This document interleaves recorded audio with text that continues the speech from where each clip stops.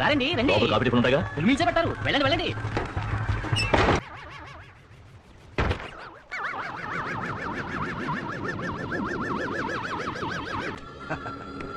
అమ్మయ్యా బాస్, ఏమనుకోకపోతే కొంచెం కూర్చున్నా ప్లీజ్. Thank you. ఏమైందయ్యా? మేకు తించారా? మొన్న ఒక వీడియో చేశా, ఇది అదే బాపతి. నాకు అర్థమైంది ఏంటంటే లోకేష్ గారు ఒక్కో ఫిలింకి కొంచెం టైం తీసుకుని వస్తే బెటర్ అని. రైటింగ్ అస్సలు బాగుండట్లేదు. లియో దెబ్బకి ఎక్స్పెక్టేషన్ సేమ్ పెట్టుకోకుండా చూడాలని ఫిక్స్ అయ్యా. అందుకే చాలా నార్మల్గా వెళ్ళి చూసా. మ్యూజిక్ హై ఇచ్చినా కూడా ఆ ట్రైలర్ దెబ్బేసింది అనుకోండి. మరి సినిమా ఎలాంటి ఎక్స్పీరియన్స్ ఇచ్చిద్ది అనుకుంటూ వెళ్ళా. ఎందుకు ఏడుస్తావు? కొత్తగా ఏం జరిగింది? అనుకునేదే అయింది. అవును, ఇంకా వెళ్ళి చూస్తే అలాగే ఏడ్చింది. నచ్చలేదు నాకైతే మూవీ. మెయిన్లీ ఆ వర్స్ట్ రైటింగ్ ఒక పెద్ద దండం.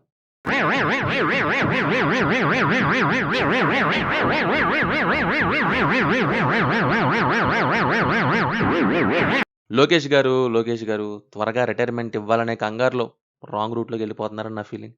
అసలు ఆ స్టోరీ ఏంటండి, ఆ రైటింగ్ ఏంటండి, ఆ క్యారెక్టర్స్ ఏంటండి, ఈ 3 విషయాల్లో సినిమా మెయిన్గా బోల్తా పడింది. ఒక సినిమాకి ఇంపార్టెంటే ఇవి, అక్కడే పడింది బ్యాండు. రజనీకాంత్ గారికి కూడా విక్రమ్ లాగా ఒకటి ఇద్దాం అనుకొని కాస్త జైలర్ని కాస్త కబాలిని వేసేసి బోర్ కొట్టించి నీరసం తెప్పించారు. ఎందుకని ప్రతిదీ బిగ్గరగా ఏదో ప్లాన్ చేద్దామని బొక్క పెడుతున్నారు అర్థం కావట్లేదు ఫిల్మ్ మేకర్స్ ఈ మధ్య. అసలు దీని స్టోరీయే వినడానికి టార్చర్ అనుకుంటే మళ్ళీ మధ్యలో ఏవేవో పెట్టేసి ఆ ఫోర్స్డ్ క్యామియోస్తో అన్నెసరీ యాక్టర్స్ చాయిసెస్తో ఇలా తీసి ఎక్స్పీరియన్స్ లెట్ డౌన్ చేస్తున్నారు. మొన్న వచ్చిన కింగ్డమ్ దగ్గర ఒకటి చెప్పాను, సేమ్ అదే రిపీట్ ఇందులో కూడా లోకేష్ విషయంలో.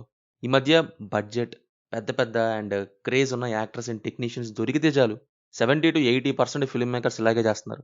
నాకు సినిమా చూసినప్పుడు ఏమనిపించిందంటే షార్ట్ మేకింగ్ వైజ్ వాళ్ళ దగ్గర బాగానే ఉంటుంది. అంటే ఇలా షార్ట్ రావాలని చేసే థింగ్స్ ఇలాంటివి అనమాట.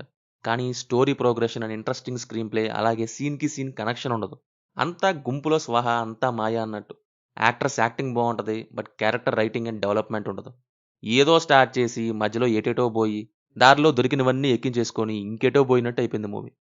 మూవీ విషయానికి వస్తే ఇట్ స్టార్ట్స్ వెల్. ముందు బాగానే తీసుకెళ్లారు. యాంటాగనిస్ట్ని ఇంట్రడ్యూస్ చేశారు, అలాగే ప్రొటాగనిస్ట్ కొంత దూరం ఏంటా అని తీసుకెళ్లారు, ఇక అంతే.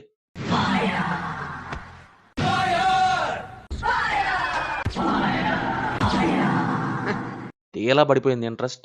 ఇలాగైతే కష్టం అనుకుంటే ఆ ఫస్ట్ హాఫ్ దెబ్బకి ఇక సెకండ్ హాఫ్ ప్యూర్ రాడ్ కొట్టుడు అంటే ల్యాగ్ అల్ట్రా ప్రో మ్యాక్స్. నేను ఇంటికి వెళ్ళిపోతాను భయ్య. రామచంద్ర ప్రభు. ఇప్పుడు అంతమంది హెవీ కాస్టింగ్ తీసుకున్నారంటే ఆ క్యారెక్టర్స్కి ఏదో ఒక ఇంపార్టెన్స్ ఉంటుందనే కదా. ఐ మీన్ అంత రెమ్యూనరేషన్ ఇచ్చి వాళ్ళనే తీసుకోవాల్సిన అవసరం ఏంటి? ఆ క్యారెక్టర్స్లో అలాంటి రైటింగ్ ఉందని వాళ్ళకి పర్ఫెక్ట్ చాయిస్ అనే కదా.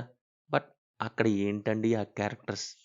నాకు ఆ స్టోరీ స్క్రీన్ ప్లే కంటే కూడా ఆ క్యారెక్టర్స్ అండ్ క్యారెక్టర్స్ రైటింగ్ దగ్గర చాలా చిరాకేసింది. ఏంటిది మాకేంటిది అంటున్నా? ఎస్పెషల్లీ నాగార్జున గారిది అండ్ ఉపేంద్ర గారి క్యారెక్టర్స్ విషయంలో.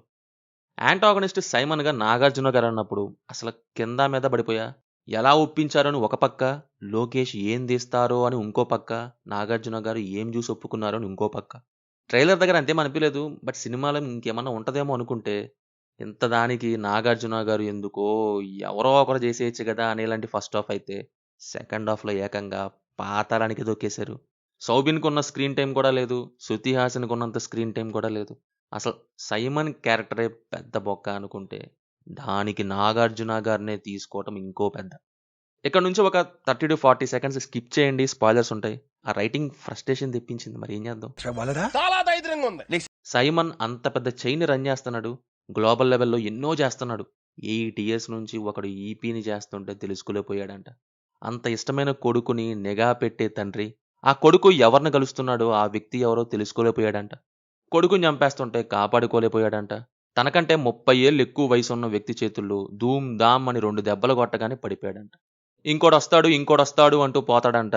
వచ్చాకేమైంది, అంతకంటే వరస్ట్గా అయింది సినిమా. అసలు ప్యూర్ డమ్మింగ్ చేశారు సైమన్ని. యాంటాగనిస్ట్ క్యారెక్టర్ రైటింగ్ గురించి మాత్రమే అంటున్నా. నాగార్జున గారి యాక్టింగ్కి అట్లీస్ట్ కాదు, అసలు పనికిరాని క్యారెక్టర్ సైమన్ క్యారెక్టర్. ఆయన చించేశారు స్క్రీన్ మీద. యాంటాగనిస్ట్గా చాలా రీఫ్రెషింగ్గా అనిపించింది. ఇన్ఫ్యాక్ట్ ఇంకా ఇలా యాంటాగనిస్ట్ రోల్స్ చేస్తే బాగుండు అనిపించింది కూడా. బట్ ఆ క్యారెక్టర్ రైటింగ్ పెద్ద డొల్ల.